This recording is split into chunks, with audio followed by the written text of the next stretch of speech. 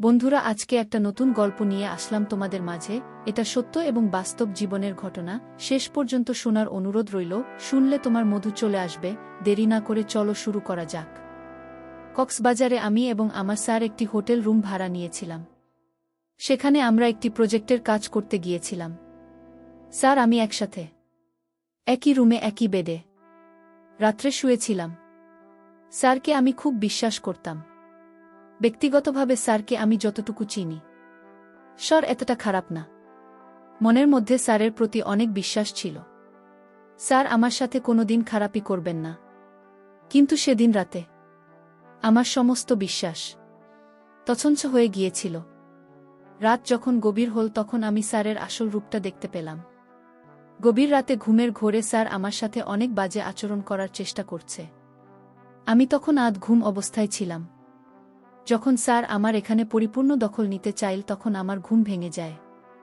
আমি চোখ খুলতেই যা দেখলাম তাতে আমার দম বন্ধ হয়ে যাওয়ার মতো অবস্থা হলো। বন্ধুরা, গল্পটি অনেক ইন্টারেস্টিং।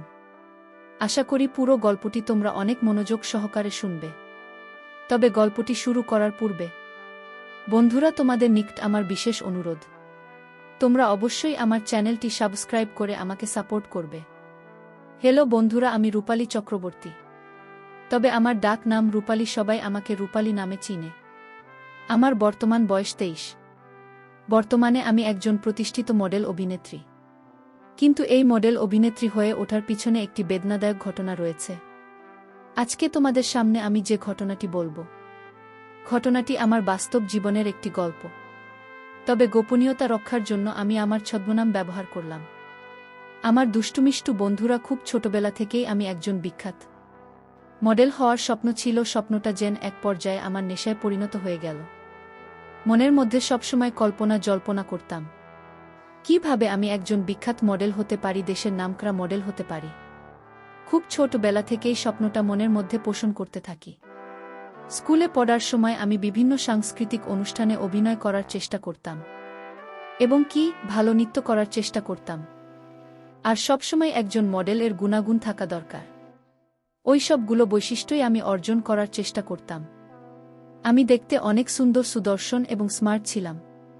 সবচেয়ে আমার চেহারার মধ্যে আকর্ষণীয় একটা ভাব ছিল যা আমাকে মডেল হতে সাহায্য করেছিল। আর তাছাড়াও কেউ আমাকে দেখলেই মডেল বলে ডাকত। আসলে মডেল হওয়ার যে ফিটনেসের প্রয়োজন ছিল তার সম্পূর্ণ যোগ্যতাই আমার ছিল। কিন্তু আমি গ্রামে থাকতাম, গ্রামের স্কুলে পড়ালেখা করতাম। যে কারণে স্বপ্নটা কখন যে বাস্তব হবে তা নিয়ে শুধু কল্পনা করতাম। তবে চেষ্টা করে যাইতাম অবিরত। মনের মধ্যে শুধু কল্পনাই করতাম কখন কোনো সময় আমি একটা নামি দামি মডেল হতে পারব। এসব চিন্তা করতে করতে আমি রাতে বসে বসে টিভি দেখছিলাম আর ভাবছিলাম। ঠিক এমন সময় আমার আব্বু আমাকে ডাক দিয়ে বলল, মা রূপালী, একটু এদিকে আয় তো। আমি বাবার কাছে গেলাম। তারপর বাবা আমাকে বলল, মা রূপালী, অনেক দিন হল তোর বোন শেফালিকে দেখি না। তুই তো এসএসসি পরীক্ষা দিয়ে দিয়েছিস। এবার তোর বোনের বাড়ি থেকে একবার বেড়াই গা। আমি বললাম, আচ্ছা ঠিক আছে বাবা। বাবার কথা মতো পরের দিন আমি আমার বোনের বাসায় ঢাকা যাওয়ার জন্য প্রস্তুত নিলাম। ট্রেনে উঠলাম। আমার সাথে একটি মধ্যবয়সী লোক ট্রেনে উঠল। একই সিটে লোকটি আমাকে দেখে হা করে তাকিয়ে রইল। কিন্তু লোকটির সাথে কোনো কথা বললাম না। হঠাৎ করে লোকটির ফোনে একটি ফোন আসে। শুনলাম লোকটি কথা বলছে কারো সাথে। লোকটির কথা শুনে মনে হচ্ছে লোকটি কোনো একটি মডেলিং এজেন্সির পরিচালক অথবা প্রযোজক। লোকটি আমার ঠিক পাশের সিটে বসেছিল। লোকটির কথা শুনে পরিষ্কার হয়ে গেলাম যে লোকটি একটি মডেলিং এজেন্সির পরিচালক। তারপর আমি ভাবলাম লোকটির সাথে একটু পরিচিত হয়ে নিয়ে। আমি জিজ্ঞেস করার আগেই লোকটি আমাকে জিজ্ঞেস করল, এই যে ম্যাম, আপনার নাম কি? আমি বললাম, স্যার আমার নাম রূপালী চক্রবর্তী। তারপর লোকটি আমাকে বলল, বাহ, খুব সুন্দর নাম তো তোমার। তুমি কি করো? আমি বললাম, স্যার আমি এই বছর এসএসসি পরীক্ষা দিয়েছি। তারপর লোকটি তোমাকে জিজ্ঞেস করল, ভবিষ্যতে তুমি হতে চাও? আমি বললাম, স্যার ভবিষ্যতে আমি একজন বিখ্যাত মডেল হতে চাই। তখন লোকটি আমাকে বলল, বাহ, খুব সুন্দর উদ্দেশ্যটা তোমার। আর তোমার চেহারা যে সুন্দর, যে আকর্ষণীয়, নিশ্চয়ই তুমি মডেল হওয়ার অধিকারী। আমি লোকটির কথায় আমার প্রশংসা শুনে আমি কিছুটা হেসে উঠলাম। তারপর আমি লোকটিকে জিজ্ঞেস করলাম, স্যার আপনি কি করেন? লোকটি একটি হাসি দিয়ে বলল, এই নাও আমার কার্ড, এখানে বিস্তারিত লেখা আছে। লোকটির কার্ডটি দেখে আমি চমকে গেলাম। আমি এতদিন মনে মনে যাকে খুঁজছিলাম সেই আজকে আমার সামনে হাজির। কার্ডটিতে স্যারের নাম লেখা ছিল শুভঙ্কর চক্রবর্তী। আমিও স্যারকে বললাম, স্যার আপনার নাম অনেক সুন্দর। তারপর স্যারের সাথে আস্তে আস্তে ফ্রি হতে শুরু করলাম। একটু একটু করে কথা বলতে বলতে স্যারের সাথে আমি বেশ মাতিয়ে ফেললাম। এভাবে স্যারের সাথে গল্প করতে করতে কখন যে সময় কেটে গেল তা বুঝতেই পারলাম না। হঠাৎ করে সিগন্যাল পেলাম, ট্রেন কমলাপুর রেলওয়ে স্টেশনে চলে আসলো। স্যার আমি উঠে নেমে গেলাম। নেমে যাওয়ার সময় স্যার আমাকে বলল, রূপালী তোমার যদি মডেল হওয়ার খুব ইচ্ছে থাকে তাহলে এই কার্ডের ঠিকানা অনুযায়ী এসো, আর এই নাম্বারে আমার সাথে যোগাযোগ রাখবে।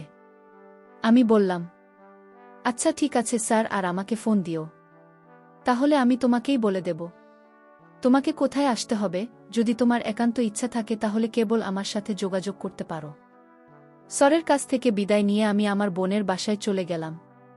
বোনের বাসায় এসে রাতের বেলায় খাবার দাবার শেষে যখন শুতে যাব তখন স্যারের কথা মনে পড়ল। তারপর কার থেকে নাম্বারটি নিয়ে স্যারকে একটি ফোন দিলাম। মনে হচ্ছে স্যার আমার ফোন পেয়ে অনেক খুশি। এভাবে স্যারের সাথে আমি প্রায় 2 থেকে 3 মাস কথা বললাম। তারপর স্যার একদিন আমাকে হঠাৎ করে বলল, রূপালী মডেলিং হওয়ার একটা সুযোগ এসেছে আগামীকালকে। আমাদের এখানে মডেল সিলেক্টেড প্রতিযোগিতা চলবে। আশা করি তুমি সেখানে আসবে যদি পরিচালনা পর্ষদ এবং তোমার যোগ্যতা তোমার সবকিছু মিলে যায়, তাহলে তুমি সেখানে মডেলিং হওয়ার চান্স পেয়ে যাবে। স্যারের কথা শুনে আমি মহা খুশি হয়ে গেলাম। আমি বললাম, স্যার অবশ্যই আসব। তারপর নির্দিষ্ট দিনে আমি চলে গেলাম ইন্টারভিউ দিতে। ইন্টারভিউ দিতে গিয়ে দেখি আমার মতো সেখানে অনেকেই ইন্টারভিউ দিতে আসছে, কিন্তু সেখানে গিয়ে দেখি ইন্টারভিউতে প্রধান ভূমিকা পালন করছে সেদিন যে আমার সাথে ট্রেনে পরিচিত হয়েছিল যে লোকটাই, তাকে দেখে আমি খুব একটা সাহস পেলাম, মনের মধ্যে ভরসা পেলাম। ভাবলাম আমার মডেলিং এর স্বপ্ন হয়তো পূরণ হতে চলেছে। বন্ধুরা তোমাদেরকে আমি আরেকটি কথা বলে দিই। সেদিন ইন্টারভিউতে যাওয়ার সময় আমি এমনভাবে নিজেকে প্রদর্শন করেছিলাম, অর্থাৎ সাজগোজ করেছিলাম যেন আমাকে দেখে স্যারের চোখ কপালে উঠে যাওয়ার মতো অবস্থা হয় এবং আমাকে তার এজেন্সিতে মডেলিংয়ের কাজ করার সুযোগ করে দেয়। বসে থেকে অপেক্ষা করতে করতে হঠাৎ করে আমার সিরিয়াল আসলো। আমি স্যারের দরজার পাশে গিয়ে স্যারকে নমস্কার দিলাম। স্যার আমার নমস্কারের উত্তর দিল। আমি বললাম, স্যার আসতে পারি? স্যার বলল, জি আসুন। তারপর আমি ভিতরে প্রবেশ করলাম। তারপর স্যারকে বললাম, স্যার বসতে পারি? স্যার বলল, জি বসুন। তারপর স্যার আমাকে জিজ্ঞেস করল, তোমার নাম কি? আমি বললাম, আমার নাম রূপালী চক্রবর্তী। যদিও স্যার আমার নাম জানে, তারপরেও ইন্টারভিউ বোর্ডে সবাইকে দেখাতে গিয়ে স্যারের এই নাটকটা করতে হলো। স্যার আমাকে বলল, বাহ খুব সুন্দর, খুব মিষ্টি নাম তো তোমার। পড়ালেখা কতটুকু করেছ? আমি বললাম, স্যার এসএসসি পরীক্ষা দিয়েছি বছর। স্যার বলল, ভালো। তুমি অভিনয় কেমন পারো? এর আগে তোমার কি আর কোনো অভিনয় করার অভিজ্ঞতা আছে? আমি বললাম, স্যার আমি এর আগে কোনো মডেলিং এজেন্সিতে অভিনয় করিনি, কিন্তু আমার শিক্ষা জীবনে আমি হাই স্কুলে বিভিন্ন সংস্কৃতি অনুষ্ঠানে নৃত্য পরিবেশন করতাম এবং বিভিন্ন শিক্ষামূলক নাটক বা বিভিন্ন অনুষ্ঠানে বেশ ভালো অভিনয়ের পারফর্ম করেছি। সেক্ষেত্রে আমি যতটুকু ভাবলাম, আপনি যদি আমাকে একটু সুযোগ দেন তাহলে আমি আমার সর্বোচ্চ দিয়ে চেষ্টা করব। স্যার বলল, আমি তোমার কথা বুঝতে পেরেছি, কিন্তু অভিজ্ঞতা হলে ভালো হতো। আচ্ছা ঠিক আছে রূপালী, তুমি কি আমাকে এখন এই মুহূর্তে একটা অভিনয় করে দেখাতে পারবে? আমি বললাম, স্যার অবশ্যই পারব, তবে আপনি আমাকে বলে দেন আমি কোন ধরনের অভিনয় করব। তখন স্যার আমাকে একটি ডায়ালগ শিখিয়ে দিয়ে বলল, এই ডায়ালগ অনুযায়ী তুমি একটু অভিনয় করো। তারপর আমি স্যার এর ওই ডায়ালগ অনুযায়ী অভিনয় করতে শুরু করলাম। অভিনয় শেষে স্যার আমাকে বলল, বাহ খুব সুন্দর হয়েছে, তোমার অভিনয় দেখে আমি অনেক খুশি হয়েছি। তোমার যা ফিটনেস তোমাকে দিয়ে হবে। ঠিক আছে রূপালী, তুমি আগামীকালকে চলে আসবে, আগামীকালকে তোমার প্রথম রিহার্সাল। আমি বললাম, আচ্ছা ঠিক আছে স্যার, আমি আগামীকালকে ঠিক সকাল 10টায় চলে আসব। তারপর স্যারের কথা অনুযায়ী সেদিন প্রথম রিহার্সাল, অর্থাৎ প্রথম স্যার আমাকে কিছু অভিনয়ের কলা কৌশল শেখাবে। এজন্য খুব আনন্দে খুব উৎসাহের সাথে খুব সুন্দর করে সেজেগুজে একবারে নিজেকে আকর্ষণীয়ভাবে তৈরি করলাম। তারপর স্যার যে রুমে আমাকে রিহার্সাল দেওয়া হবে সেই রুমে গিয়ে আমি বসে স্যারের জন্য অপেক্ষা করতে শুরু করলাম। কিছুক্ষণ পর স্যার রিহার্সাল দেওয়ার জন্য আমার এখানে আসল অর্থাৎ আমাকে যেখানে রিহার্সাল দিতে হবে সেই রুমে। আর বাইরের লোক কেউ নেই সেখানে, শুধু স্যার আমি সেখানে একা। তখন স্যার আমাকে বলল, রূপালী, যদি তুমি একজন নামকরা মডেল হতে চাও তাহলে অবশ্যই অবশ্যই তোমার মধ্যে বেশ কিছু গুণাগুণ থাকতে হবে। তার মধ্যে সবচেয়ে বড় গুণটা সেটা হচ্ছে অভিনয় করতে গিয়ে কখনো আনইজি ফিল করতে পারবে না। সব সময় মনটাকে উদাস উদাস রাখবে, তাহলে দেখবে অভিনয় অটোমেটিক চলে আসবে এবং তুমি ভালো পারফর্ম করতে পারবে। ঠিক আছে রূপালী, আমি বললাম আচ্ছা ঠিক আছে স্যার, আপনার আশীর্বাদ থাকলেই হবে। তারপর স্যার বলল চলো তাহলে রিহার্সাল শুরু করি। আমি বললাম ওকে স্যার। তারপর স্যার আমাকে বিভিন্ন দৃষ্টিভঙ্গিতে অভিনয় শিখতে শুরু করল। আমিও স্যারকে অনুসরণ করতে শুরু করলাম। কিন্তু মাঝে মধ্যে অভিনয় শিখতে গিয়ে স্যার আমার সাথে কেমন জানি আচরণ করে, মাঝে মাঝে খুব বাজেভাবে স্যার আমাকে অভিনয় শিখতে। আমিও স্যারের তালে তাল দিতে শুরু করলাম, কারণ বিখ্যাত মডেল অভিনেত্রী হওয়া ছিল আমার সারা জীবনের স্বপ্ন। তাই আমি এই সব ব্যাপারে কিছুই মনে করলাম না। এইভাবে স্যারের সাথে আমি প্রায় 1 বছর অভিনয় শিখলাম। স্যারের সাথে 1 বছর অভিনয় শিখতে গিয়ে আমি একেবারে স্যারের সাথে ফ্রি হয়ে গেলাম। স্যার যে কোনো বিষয় আমার সাথে শেয়ার করতে হয়, আমিও স্যারের সাথে শেয়ার করতাম। এক কথায় স্যার আর আমার মধ্যে একটা বন্ধুত্ব সম্পর্ক তৈরি হয়ে গেল এবং বিভিন্ন সময়ে অভিনয় করতে গিয়ে তার আমার সাথে অনেক ভিন্ন রকম কিছু হতো। তখন আমি যদি উল্টো দিকে যাইতাম তাহলে স্যার মন খারাপ করত। মনে মনে ভাবলাম বিখ্যাত মডেল অভিনেত্রী হতে হলে স্যারকে এরকম সুযোগ সুবিধা দিতে হবে। মনে হয় এটাই নিয়ম, এটা ছাড়া সম্ভব না, কারণ স্যারকে খুশি না করলে স্যার আমাকে কখনো কোনো সুযোগ সুবিধা দেবে না। তারপরেও যতটুকু পারতাম স্যারকে খুশি করার চেষ্টা করতাম। প্রায় 1 বছর পর স্যার আমাকে বলল, রূপালী চক্রবর্তী, তোমার জন্য একটা অফার এসেছে, তুমি কি সেই অফারে কাজ করতে রাজি আছো? আমি বললাম স্যার কি অফার? স্যার বলল, রূপালী চক্রবর্তী, একটা নামকরা কোম্পানির মডেলের কাজ পেয়েছি। আমি চাচ্ছি সেই মডেলের কাজটা তোমাকে দিয়ে করাব, আর এই জন্য তোমাকে একটা শর্ত পূরণ করতে হবে। তুমি কি রাজি? আমি বললাম জি স্যার, আমি রাজি। এজন্য স্যার আমাকে যে কোনো সত্য আপনি বলবেন সেই শর্ত পূরণ করতে রাজি। স্যার আমার উত্তর শুনে খুব খুশি হল। তারপর স্যার আমাকে বলল, তাহলে যে তোমাকে আমার সাথে 1 সপ্তাহের জন্য কক্সবাজার যেতে হবে। সেখানে বিজ্ঞাপনের লোকেশনটা খুব ভালো করে ট্র্যাক করতে হবে এবং তোমাকে জায়গায় জায়গায় ঘুরে দেখাতে হবে এবং কিছু কলাকৌশল শেখাতে হবে যে কিভাবে বিজ্ঞাপনের শ্যুট করা হবে। আমি বললাম কোনো সমস্যা নাই স্যার, আপনি যেদিন বলবেন আমি সেদিনই যাব। তারপর স্যার আমাকে বলল, আচ্ছা ঠিক আছে, তাহলে আগামীকালকে তুমি তৈরি থাকো, আগামীকালকে আমরা কক্সবাজার যাচ্ছি।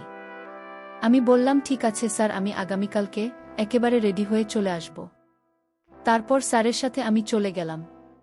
কক্সবাজার গিয়ে আমরা একটা ভিআইপি হোটেল ভাড়া নিলাম।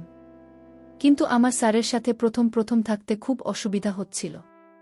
আর তাছাড়া স্যারের সাথে তো আমার অনেক দিনের সম্পর্ক, একেবারে ফ্রি, যে কারণে তেমন বেশি একটা ভয় ছিল না। কিন্তু স্যার আমার সাথে যে একেবারে নোংরামি করবে সেটা আমার স্বপ্নের বাইরে ছিল। যদিও একসাথে একই রুমে, একই বেডে, কিন্তু মনের মধ্যে বিশ্বাসটা ছিল অনেক। এছাড়া স্যার আমাকে যাই করুক না কেন অন্ততপক্ষে আমার সাথে খারাপই করবে না। কিন্তু সেই বিশ্বাস ভেঙে গেল সেদিন স্যারের সাথে ব্যাসের করার পর। রাতে ঘুমানোর সময় হঠাৎ করে আমি অনুভব করলাম কেউ যেন আমার উপর হিংসাত্মক আক্রমণ করার চেষ্টা করছে। ভয়ে ভিতরটা কেঁপে গেল। ঘুম থেকে চট করে উঠলাম। উঠে দেখি স্যারের ভয়ানক রূপ অদ্ভুত দানবের মতো অদ্ভুত আচরণ করা শুরু করল। জীবনে প্রথম এরকম ধরনের প্রবলেম পড়লাম। তারপর স্যারকে আমি অনেক কাকুতি মিনতি করেছিলাম, কিন্তু আমার কোনো কথাই শুনতে রাজি না। এই মুহূর্তে আমি নিরুপায় হয়ে তার বাধ্য হওয়া ছাড়া আর কোনো উপায় ছিল না। অবশেষে বাধ্য হয়ে থাকে আমার সব কিছু দিতে হলো। আর সেই জন্মের মত আমার কাছ থেকে সব কিছু কেড়ে নেওয়ার চেষ্টা করছে।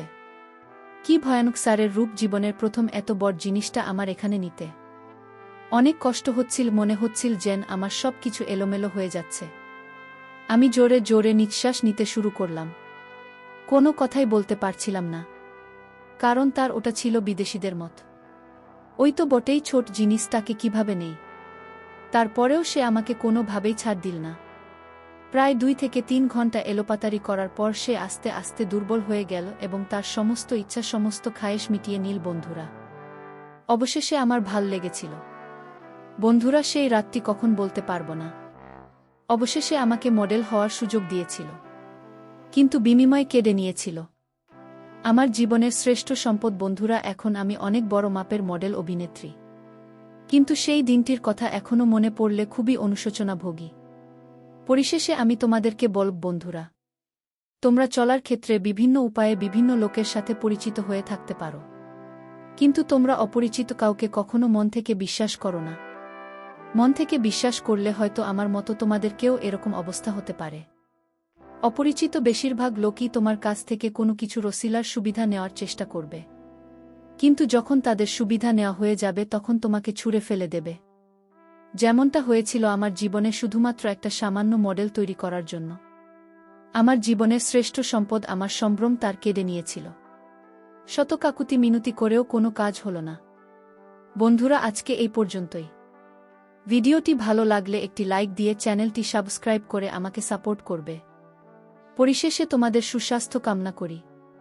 ভিডিওটি দেখার জন্য তোমাদের সকলকে অসংখ্য ধন্যবাদ।